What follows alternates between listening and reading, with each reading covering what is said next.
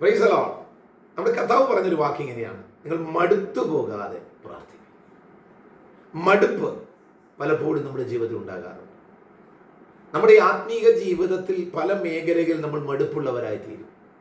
ദൈവത്തെ സ്തുതിക്കുന്നതിൽ മടുപ്പുണ്ടാകും, ദൈവത്തെ ആരാധിക്കുന്നതിൽ മടുപ്പുണ്ടാകും, പ്രാർത്ഥിക്കുന്നതിലും ഉപവസിക്കുന്നതിലും ദൈവത്തിന്റെ സന്നിധിയിൽ ഇരിക്കുന്നതിനൊക്കെ നമുക്ക് ചില സമയത്തൊക്കെ ഭയങ്കര മടുപ്പാണ്.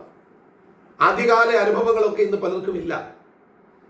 ആദ്യകാല അനുഭവങ്ങളൊക്കെ ഒന്ന് വെച്ച് നോക്കുമ്പോൾ ധാരാളം പാടുകയും പ്രാർത്ഥിക്കുകയും ആരാധിക്കുകയും വിശ്വസിക്കുകയും വിശ്വാസത്തോട് വിശുദ്ധിയിലൊക്കെ നിൽക്കുന്ന ഒരു സാഹചര്യം ഉണ്ടായിരുന്നു. ഇന്ന് പലപ്പോഴും ചില സാഹചര്യങ്ങളിലേക്ക് നാം ചേർന്ന് കഴിഞ്ഞപ്പോൾ നമുക്കൊരു വലിയ മടുപ്പാണ്.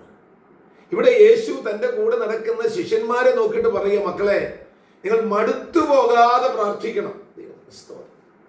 അപ്പൊ പ്രാർത്ഥിക്കേണ്ടതിന്റെ പ്രാർത്ഥനയിൽ നമുക്ക് മടുപ്പുണ്ടായാൽ പിശാച് ജയമെടുക്കും. പിശാച് ഏറ്റവും അധികം നമ്മളിൽ നിന്നും ഭയപ്പെടുന്ന ഒരു സാഹചര്യം എന്ന് പറയുന്നത് നമ്മൾ പ്രാർത്ഥിക്കാൻ തുടങ്ങുമ്പോഴാണ്.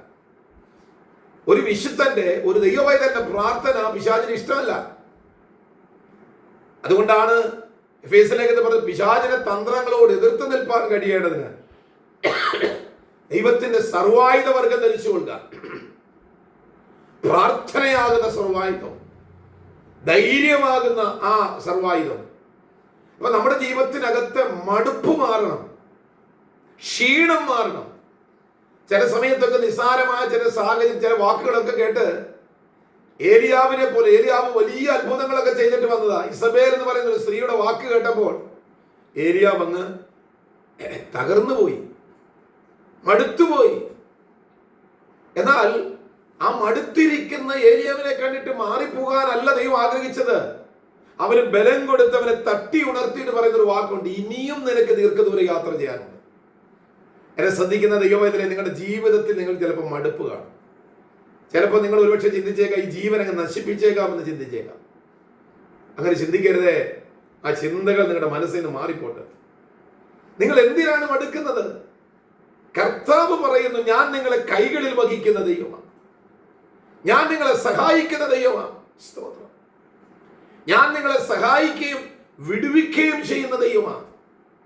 ആകയാൽ ഇത് പകൽക്കാലം നമ്മുടെ മടുപ്പിനെയൊക്കെ ഒന്ന് മാറ്റി, അതായത് നമ്മുടെ ക്ഷീണത്തെയൊക്കെ ഒന്ന് മാറ്റി, നമ്മുടെ അലസതയൊക്കെ ഒന്ന് മാറ്റി, നമ്മുടെ ഉദാസീനതയൊന്ന് മാറ്റി, ഒന്ന് ഉണർന്നൊന്ന് പ്രാർത്ഥിച്ചാണ്. പൗലോസ് പറയുന്ന മറ്റൊരു ഭാഗമുണ്ട്: ഉറങ്ങുന്നവരെ നിങ്ങൾ മരിച്ചവരുടെ ഇടയിൽ എഴുന്നേൽക്കുക.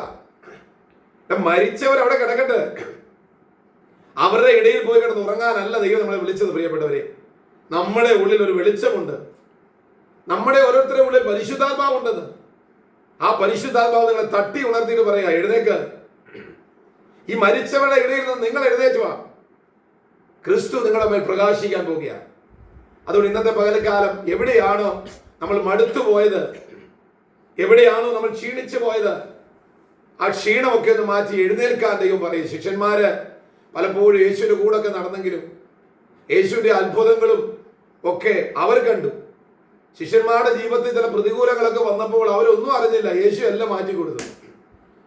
എന്നാൽ ഇന്ന് ദൈവം നമ്മളെ കുറിച്ച് ആഗ്രഹിക്കുന്നത്, നമ്മുടെ മുമ്പിൽ വരുന്ന പ്രതികൂലത്തെ നാം തന്നെ പ്രാർത്ഥിച്ച് മാറ്റണം. അതുകാരം ഇന്ന് പകൽക്കാലം നിങ്ങളുടെ പ്രതികൂലങ്ങൾ മാറുവാൻ, നിങ്ങളുടെ മടുപ്പ് ക്ഷീണമൊക്കെ വിട്ടൊന്ന് എഴുന്നേറ്റൊന്ന് പ്രാർത്ഥിച്ചാണ്, ഒന്ന് ദൈവത്തിനൊന്ന് സ്തുതിച്ചാട്ടെ. നാവെടുത്തൊന്ന് ഒരു 10 പ്രാവശ്യം ഒന്ന് ദൈവത്തിന് സ്തോത്രം പറ. യേശുവിന്റെ രക്തത്താൽ നമുക്ക് എല്ലാത്തിനും പാപമോചനമുണ്ട്, യേശുവിന്റെ രക്തത്താൽ നമുക്ക് വിടുതലുണ്ട്. ഇന്ന് പകൽക്കാലം ക്ഷീണം വിട്ട് എഴുന്നേൽക്കുക, അലസത വിട്ട് ഉണരുക. സഭയെ ഉണര്, വിശ്വാസിയെ ഉണര്, മണവാട്ടിയെ ഉണര്. മണവാളൻ വരാൻ സമയമായി, നമ്മുടെ മണവാളനായ കർത്താവ് വരാൻ സമയമായി. നമ്മൾ ആരും ക്ഷീണിച്ച് മടുത്തിരിക്കേണ്ടവരല്ല. ഉണർന്ന് വിളക്കിൽ എണ്ണയുണ്ടോ എന്ന് നോക്കി, അതേ മണവാളന്റെ ശബ്ദം കേൾക്കുമ്പോൾ തന്നെ വിളക്ക് കത്തിച്ച് അവനോടുകൂടെ മണിയറയിൽ പ്രവേശിപ്പാൻ ഒരുക്കമുള്ളവരായി ജീവിക്കാം. ഇന്ന് പകൽക്കാലം ദൈവം നിങ്ങൾക്ക് അത്ഭുതം ചെയ്യും. നിങ്ങളുടെ മടുപ്പ് വിട്ട് എഴുന്നേൽക്കുക, നിങ്ങളുടെ ക്ഷീണം വിട്ട് എഴുന്നേൽക്കുക. ദൈവം നിങ്ങൾക്ക് വേണ്ടി അത്ഭുതം പ്രവർത്തിക്കാൻ പോവുക. വിശ്വസീര, നിങ്ങളത് വിശ്വസീര യേശുവിന്റെ നാമത്തിൽ. ആകയാൽ ഇന്ന് പകൽക്കാലം മടുപ്പ് മാറ്റി ധൈര്യത്തോടെ കർത്താവിന്റെ സന്നിധിയിൽ പ്രത്യാശയോടെ പറഞ്ഞ കർത്താവേ, അങ്ങയുടെ കൂടെയുണ്ട്, അങ്ങയുടെ കരത്തെ പിടിച്ചതോർത്ത് ഞാൻ നന്ദി പറയുന്നു. ഇന്ന് പകൽക്കാലം എന്നെ അത്ഭുതങ്ങളാൽ നടത്താൻ പോകുന്നു ഓർത്ത് ഞാൻ ദൈവമേ നിങ്ങൾക്ക് സ്തോത്രം ചെയ്യുന്നു എന്ന് അതേ ദൈവത്തിന് നന്ദി പറ. ഇന്ന് പകൽക്കാലം അത്ഭുതം കാണാം. ഈ വചനങ്ങളാൽ ദൈവം നിങ്ങളെല്ലാവരെയും അനുഗ്രഹിക്കുമാറാകട്ടെ.